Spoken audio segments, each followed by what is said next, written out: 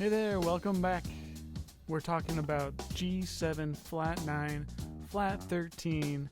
If you haven't seen part 1, go back and watch that one first. I'm going to go into great detail about this chord because I think it's a really useful chord to know. A lot of tunes use this chord, some of which include There Will Never Be Another You, Cherokee, There Is No Greater Love, Driftin', Doxy, many rhythm changes tunes, and just about any tune where you have a G7 moving to a C minor chord. So there's a really great simple scale to play over this minor 2-5-1. We talked about this a little bit in part 1, but do you know it? Yeah, put your answer in the comment section. It's the classic 5 chord in a minor 2-5-1, but it also is a chord substitution when you use it in other places like the 3 chord or the 6 chord. So in part 1, I talked about how G7 flat 9 flat 13 acts like the 5 chord in C minor. In part 2, we're going to talk about how G7 flat 9 flat 13 can be used as a substitution chord. We also call it secondary dominant. We're going to talk about how it's used in the 3 position or the 6 position in a major key. So when I say 3 chord or 6 chord, I'm talking about the root of the chord in relation to the home key.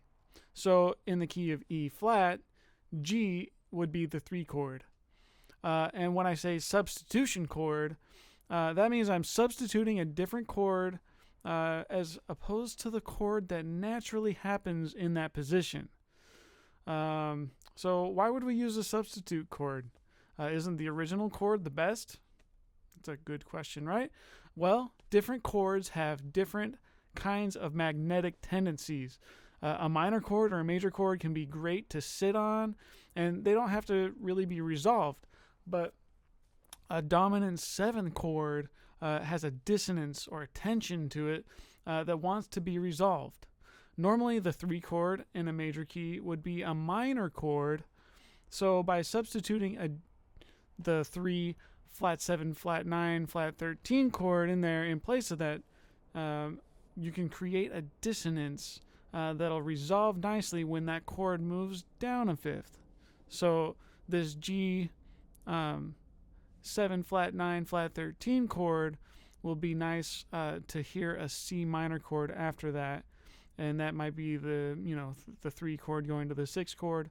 It might be the 6 chord going to the 2 chord, because there's a common chord sequence that repeats 1 4 7 3 6 2 5 1 4 7 3 6 2 5 and so forth, where we always move down a fifth.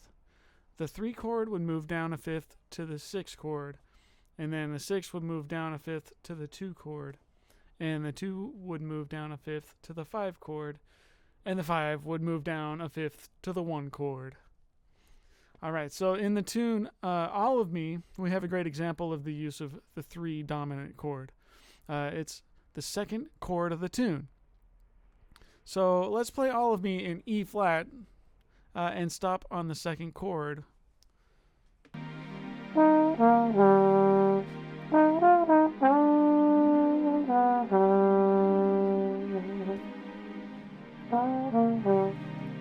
So let's talk about how G can be the 6th chord.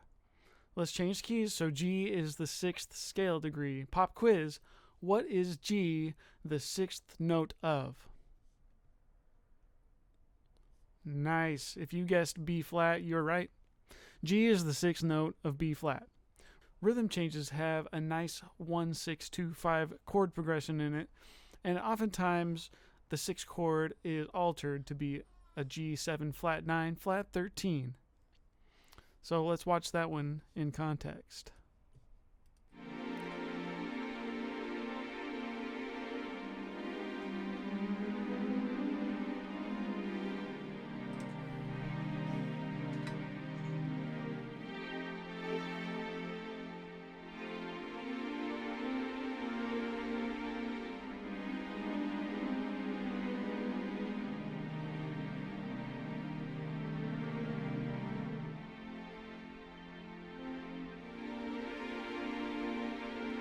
Okay, so that's a chord progression that comes around all the time. It's the 1 6 2 5 1. Now I'm going to play some licks over the G7, and I want you to grab your instrument and play along. See if you can play the same licks.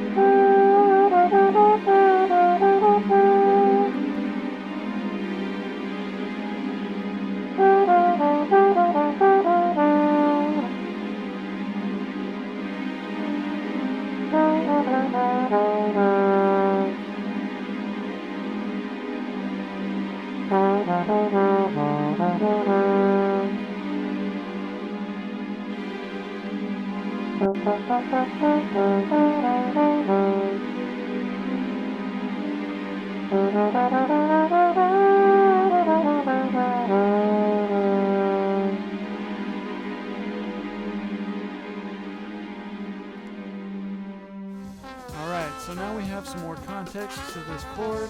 In part 3, we'll talk about more ways to practice over it.